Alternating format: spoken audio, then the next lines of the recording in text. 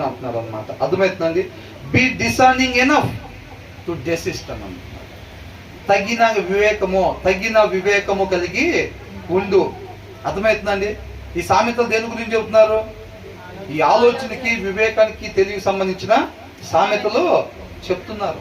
తండ్రి దగ్గరికి చేర్చే సామెతలు నేను మీకు చెప్తున్నాను, ఈ హృదయం మీద రాసుకో అని అంటున్నారు అన్నమాట. అర్థమవుతుందండి. కాబట్టి డబ్బులు సంపాదించాలి అనే దానికోసం నువ్వు ఎప్పుడు కూడా కష్టపడకూడదు. ఆ అభిప్రాయము నీ దగ్గరికి రాకుండా దాన్ని దూరం పెట్టే వివేకము కలిగి ఉండు అని అన్నారు. చాలా మందికి ధ్యాస నిలపలేకపోతున్నారండి. ధ్యాస నిలపలేకపోతున్నారు. నాకైతే ఇది చాలా ప్రాముఖ్యం అని నాకు అనిపిస్తూ ఉంది. కాకపోతే కొంచెం అటు ఇటు ఉంది పరిస్థితి. అవునా? కాకపోతే సమయాన్ని బట్టి కూడా ఉంటుంది అనుకోండి. నేను కూడా ఆలస్యంగా రావడానికి కొన్ని కారణాలు ఉన్నాయి. కాబట్టి ఏంటంట, డబ్బులు సంపాదించాలన్న ఉద్దేశంతో మీరు పని చేయబాకండి. ఉద్దేశం ఏం కావాలి? ఆయన చిత్తం నెరవేర్చడానికే. అవునా? ఆయన చిత్తం నెరవేర్చే దానికోసమే మనం పనిచేసే వారంగా ఉండాలి. మనకు అవసరమైనంత వరకు చేయాలి.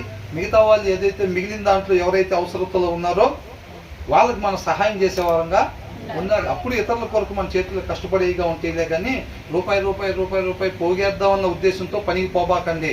అది బిజినెస్సే కావచ్చు, జాబే కావచ్చు, ఏదైనా కానివ్వండి. డబ్బులు పోగేద్దామన్న ఉద్దేశంతో మీరు పని చెయ్యొద్దు అని అంటున్నాడు. ఎందుకని?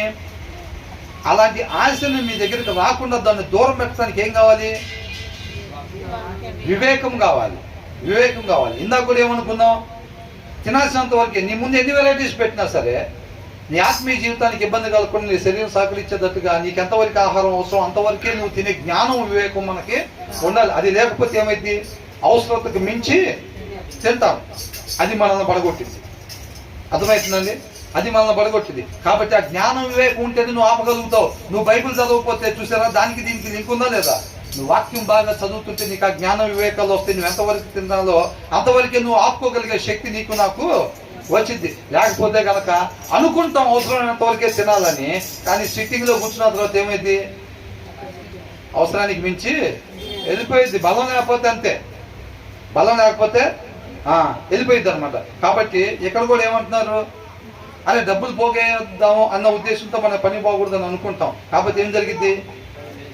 ఆటోమేటిక్గా డబ్బులు పోగేసేదానికే జరిగింది అనమాట. కాబట్టి ఆ ఉద్దేశాన్ని దూరపరిచే దానికోసం డబ్బులు పోగేద్దాము అన్న ఆలోచన నీకు రాకుండా ఆ వివేకం కలిగి ఉండాలన్నమాట. తగిన వివేకం దాన్ని దూరం పెట్టి